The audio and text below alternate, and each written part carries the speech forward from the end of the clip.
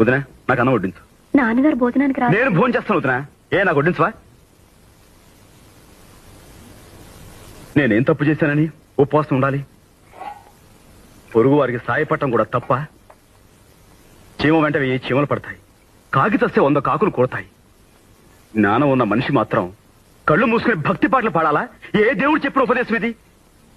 ముఖ్యంగా మన దేశంలో కావాల్సింది గాన కచేరీలు కాదొదినా, జ్ఞాన కచేరీలు.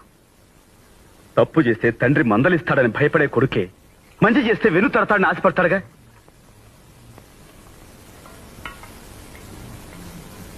కానీ కానీ నా విషయంలో నాన్న నేను తింటాను వదినా, కడుపు నిండా తింటాను.